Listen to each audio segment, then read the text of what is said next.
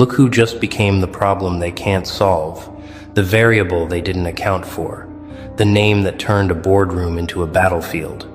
Welcome back. Or should I say, welcome to the moment everything shifted. Because right now, somewhere in a room you've never seen, people you thought had you figured out just realized they don't know you at all. Someone just stood up, pushed back their chair, looked around that table with genuine fear in their eyes, and said the words that change everything. We need to rethink everything. And the silence that followed? That silence was about you. Let's paint the picture properly, shall we? There's a conference table, polished wood reflecting anxious faces. There's a projector screen with your name on it. Maybe your performance metrics, maybe your recent moves, maybe just your presence in their world. There are people who thought this meeting would be routine, a quick discussion, a simple strategy session. But then someone said something. Maybe it was your numbers. Maybe it was your impact. Maybe it was the realization that every assumption they made about you was wrong. And suddenly, the room temperature dropped.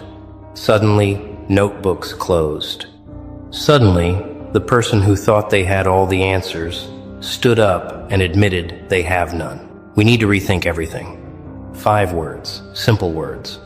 But in that context, in that room, those 5 words were a white flag, a surrender, an admission that their entire framework for understanding you just collapsed because they built their strategies on predictions and you became unpredictable. They based their moves on patterns and you broke the pattern. They thought they had you mapped, categorized, contained, and then you did something they never saw coming. You evolved while they were busy planning. You transformed while they were still strategizing. You became the answer to a question they didn't even know they should be asking. And now? Now they're scrambling. Now the confident ones look confused. Now the decision makers look paralyzed. Now the ones who smiled at you last week are wondering if that smile is going to cost them something later. Because this meeting wasn't supposed to end like this. It was supposed to end with clarity, with direction, with everyone nodding in agreement about how to handle you. Instead, it ended with chaos. It ended with someone walking out. It ended with the realization that you are not a problem they can solve, with their usual tools, their standard procedures, their comfortable assumptions. You want to know what triggered it? It wasn't one thing. It was the accumulation. It was the way you've been moving differently, thinking differently, showing up differently. It was the results they couldn't ignore. It was the reputation that started building outside their control. It was the conversations happening about you in rooms they're not invited to. It was the sudden awareness that while they were watching you from one angle, the world was seeing you from another, and their angle was wrong. Completely, embarrassingly, devastatingly wrong. And someone in that room finally had the courage or the fear to say it out loud. Here's what you need to understand. That meeting was supposed to be about controlling you, containing you, predicting your next move so they could counter it. But midway through, the script flipped. Suddenly, it wasn't about you anymore. It was about them, about their miscalculations, about their outdated strategies, about the gap between who they thought you were and who you actually are. And that gap is massive. That gap is a canyon they just realized they can't cross. So someone stood up, because sitting in that room pretending they had answers felt more dangerous than admitting they don't. We need to rethink everything. Let that sink in. Everything. Not just their approach, not just their tactics.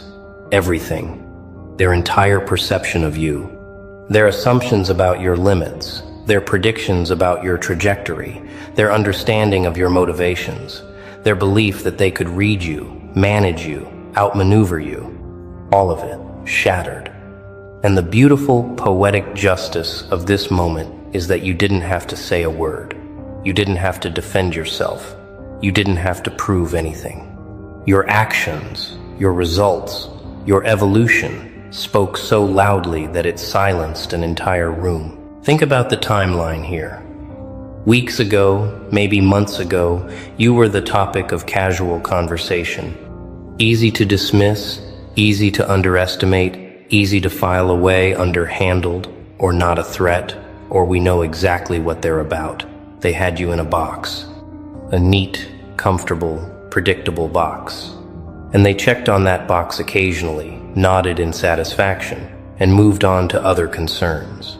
But somewhere along the line, the box started shaking, and they ignored it. Then the box started cracking, and they made excuses. Then the box exploded, and now they're standing in the debris, looking at each other, asking how this happened. You happened. That's how. You refused to stay in their narrative. You refused to play the role they assigned you. You refused to be the person their spreadsheets predicted you'd be. And every time they tried to adjust their models to account for you, you'd already moved 3 steps ahead. Every time they thought they'd figured out your pattern, you introduced a new variable. Every time they prepared a response to what they thought you'd do, you did something else entirely. And now, after all that, after all their analysis and all their planning, they're back at square one, worse than square one, because now they know their tools don't work. The person who walked out, that person might have been the smartest one in the room, because staying in that meeting would mean continuing to pretend they have control they don't have. It would mean nodding along while everyone else builds new strategies on the same broken foundation. It would mean complicity in the delusion that they can still predict you, still manage you, still fit you into their frameworks. And some people, when they see the truth clearly enough, can't play along anymore, so they leave. They walk out, and their exit becomes the loudest statement in the room. But let's talk about the ones who stayed. The ones who are still sitting there, staring at their notes, trying to salvage something from this disaster. They're the dangerous ones now. Not because they're smart, not because they have a plan, but because they're desperate, and desperate people make reckless moves. They'll try to speed up timelines. They'll try to force reactions from you. They'll try to provoke you into revealing your strategy, because they've run out of ways to predict it. They need you to make a mistake so they can feel in control again. They need you to slip so they can say, "See, we knew it all along." Here's the truth that's keeping them up tonight. You're not making mistakes, you're making moves. Calculated, patient, strategic moves. And the difference between a mistake and a move is that a move serves your purpose, not theirs. Every time they expected you to react, you responded. Every time they expected you to defend, you advanced. Every time they expected you to shrink, you expanded. And they've been so busy looking for your weaknesses that they completely missed your strengths. So now they're sitting in meetings, rethinking everything, because the game changed and they're still playing by old rules. You know what's really eating at them? It's not just that they were wrong, it's that they were publicly wrong. That meeting wasn't private. Those words weren't whispered. That moment of collective realization wasn't contained. Other people saw it. Other people heard it. Other people now know that the experts, the strategists, the decision makers, they got you wrong. And in their world, being wrong about something this significant, that's not just embarrassing. It's career altering. It's reputation damaging. It's the kind of thing that makes other people question everything else they've said, every other prediction they've made. So yes, someone walked out saying, "We need to rethink everything." But what they really meant was, we underestimated them. We misread them. We built our entire strategy on a version of them that doesn't exist. And now we're exposed. That's the real translation. That's the real fear. Because rethinking everything means admitting everything up until now was wrong. And people like that, people who build their identities on being right, on being ahead, on being in control, admitting they're wrong breaks something fundamental in them. It fractures their confidence. It undermines their authority. It makes them question not just you, but themselves. And here's where this gets beautifully ironic. While they're busy rethinking everything about you, you don't have to rethink anything about yourself. You know who you are. You know what you're capable of. You know where you're going. Their confusion isn't your problem. Their crisis isn't your responsibility. Their desperate need to categorize you, to understand you, to predict you, that's their burden, not yours. You're free, free from their frameworks, free from their expectations, free from their need to make you fit into boxes that were always too small for you anyway. Let's dig deeper into what that meeting revealed, because it wasn't just about you, it was about them, about their systems, about their limitations, about the fact that their entire approach to understanding people is flawed. They rely on data, on patterns, on historical behavior, and all of that works beautifully when dealing with predictable people. But you're not predictable. You're adaptive. You're evolving. You're someone who learns, who grows, who transforms. And their systems can't account for transformation. Their models can't predict evolution. Their strategies can't contain someone who refuses to be the same person twice. So when someone stood up and said, "We need to rethink everything," what they were really confronting was the limitation of their own thinking. They were admitting that the tools they've relied on, the frameworks they've trusted, the strategies they've deployed, they don't work on you. And if they don't work on you, what else are they wrong about? Who else have they underestimated? What other opportunities have they missed because they were too busy fitting people into predetermined categories? That's the real chaos that meeting ended in. Not just confusion about you, but doubt about everything. And you want to know the most satisfying part? You didn't set out to break their systems. You didn't wake up trying to prove them wrong. You were just being yourself, growing, learning, evolving, pursuing your goals, living your life. And somehow, just by being authentically, unapologetically yourself, you became the variable that broke their equations. You became the case study that invalidated their theories. You became the example that exposed their expertise as limited. Not because you tried, but because you existed outside the boundaries they tried to impose on you. Now let's talk about what happens next, because this is where it gets really interesting. They're going to try to study you harder. They're going to try to find new patterns. They're going to collect more data, run more analyses, hold more meetings.